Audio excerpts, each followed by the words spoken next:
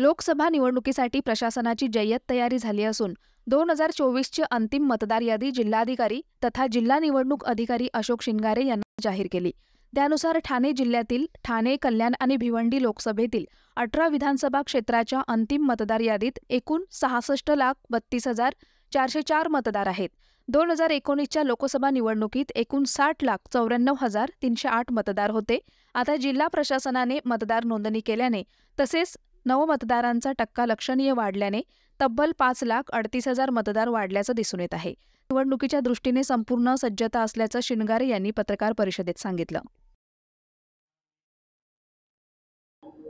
2024च्या सार्वत्रिक निवडणुकीसाठी लोकसभेच्या सार्वत्रिक निवडणुकीसाठी प्रशासन पूर्णतः सज्ज झालेलं आहे। आपल्या जिल्ह्यामधल्या तिन्ही लोकसभा मतदारसंघामध्ये 23 भिवंडी, 24 कल्याण आणि 25 ठाणे या तिन्ही लोकसभा मतदारसंघामध्ये उद्या दिनांक 26 एप्रिलपासून नामनिर्देशन पत्र स्वीकारले जाणार आहेत। ते 3 मे पर्यंत स्वीकारले जाणार आहेत। त्याचा सविस्तर कार्यक्रम आपल्या मार्फत प्रसारित करण्यात आलेला आहे।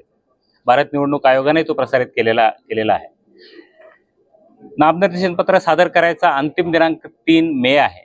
छाननी 4 मेला होणार आहे। 6 मे पर्यंत ते विड्रॉल केलं जाणार आहे आणि 20 मे हा मतदानाचा दिवस असणार आहे।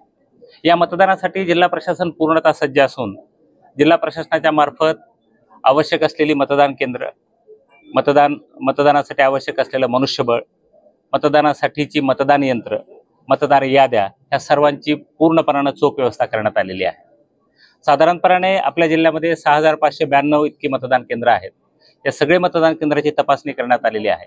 या सगळ्या मतदान केंद्रावर ॲश्युअर्ड मिनिमम फॅसिलिटीजची उपलब्धता करून देण्यात येत आहे।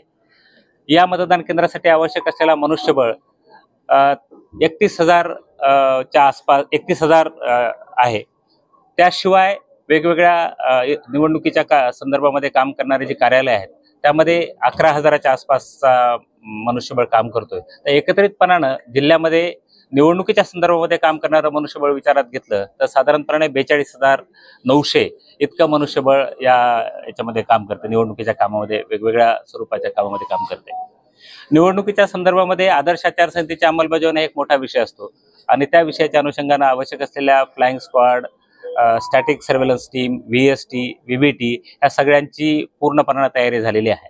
जिल्हा प्रशासन त्या अनुषंगानं गेल्या महिनाभरापासूनच पूर्णपणे सज्ज झालेलं आहे आणि या संदर्भामध्ये पूर्णपणे ह्या ॲक्टिवेट झालेल्या आहेत। जे वेगवेगळी ॲप आहेत त्या ॲपचाही वापर सी विजिल सारखा ॲप आहे त्या सी विजिलच्या ॲपचाही मोठ्या प्रमाणामध्ये जिल्ह्यामध्ये वापर होत आहे। आजपर्यंत 437 तक्रारी सी विजिलच्या मार्फत प्राप्त झालेल्या आहेत आणि त्या निश्चितपणे 100 मिनिटाच्या आत आपण त्याचा निपटारा करायचा प्रयत्न करत आहोत। Election related seizure management system हा एक नवीन आणि अत्यंत महत्त्वाचं टूल भारत निवडणूक आयोगानं निवडणूक यंत्रणेच्या हाती दिलेला आहे।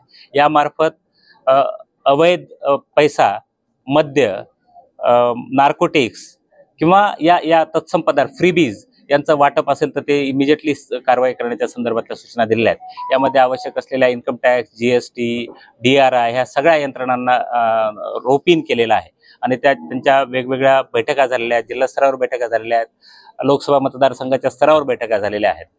यामध्ये जे नामनिर्देशन पत्र दाखल करायचं आहे त्या संदर्भामध्ये जिथं निवडणूक निर्णय अधिकाऱ्याचं कार्यालय आहे तिथं साधारणपणे 100 मीटरच्या आत फक्त 3 वाहनांना प्रवेश दिला जाणार आहे।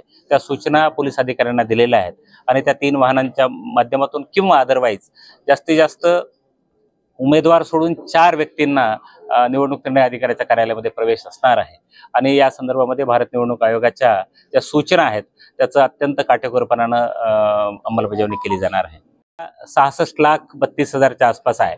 तर साधारणपणे ही जी मतदार संख्या आहे ती मोठ्या प्रमाणावर असल्यामुळं या सगळ्या मतदारांना माझं आव्हान आहे की त्यांनी 18, 19 आणि 20 हे 3 दिवस जरी सुट्टीचे येत असले, 20 तारीख हा मतदानाचा दिवस आहे, सोमवार आहे, तरी सुद्धा त्यांनी येऊन इथं मोठ्या प्रमाणावर मतदान करावं असं माझं आपल्या मार्फत त्यांना आव्हान आहे।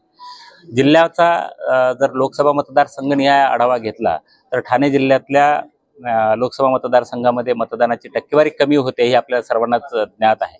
मात्र ही परिस्थिती बदलण्यासाठी आपण आपल्यामार्फत माझं सगळ्याच मतदारांना आव्हान आहे की त्यांनी त्यांच्या मतदानाचा पवित्र हक्क आहे तो या दिवशी येऊन आपण तो हक्क बजवावा अशी माझी आग्रहाची विनंती आहे. धन्यवाद. उमेदवारी अर्ज भरण्यासाठी सुट्ट्या आल्या तर त्या सुट्टीच्या कालावधीत सुट्टीच्या कालावधीमध्ये शनिवार रविवारी नामनिर्देशन पत्र स्वीकारले जाणार नाहीत. त्याशिवाय 1 मे रोजी पण नामनिर्देशन पत्र स्वीकारले जाणार नाहीत.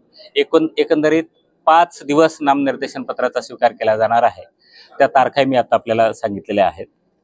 त्याचा पुनरुच्चार करण्याची आवश्यकता आहे. सर, काही शाळा आहेत ज्या निवडणुकीचं काम करण्यासाठी विरोध करतात, कशा प्रकारे त्यांच्यावर प्रशासकीय किंवा कारवाई असणार आहे? सॉरी, ठाणे शहरामध्ये जिल्ह्यामध्ये काही शाळा आहेत ज्या निवडणुकीच्या कामाला विरोध करत आहे, तर कशा प्रकारे आपण हा काही अनएडेड संस्थांनी विरोध दाखवला तर काही त्यांचे शैक्षणिक नुकसान होईल अशी त्यांना भीती वाटत होती. परंतु जिल्हा प्रशासनानं त्यांचे जे प्रशिक्षण आहे ते सुट्टीच्या दिवशी ठेवलेले आहेत किंवा नॉन टीचिंग आवर्समध्ये ठेवलेले आहेत, सुट्टीच्या दिवशीच ठेवलेले आहेत. त्यामुळे त्यांचं कुठल्याही प्रकारचं शैक्षणिक नुकसान होत नाही आणि ही बाब माननीय उच्च न्यायालयाने मान्य केलेली आहे. त्यामुळं त्यामध्ये काही अडचण नाही. माननीय उच्च न्यायालयामध्ये त्यांनी याचिका दाखल केली होती, ती याचिका आता फेटाळण्यात आली.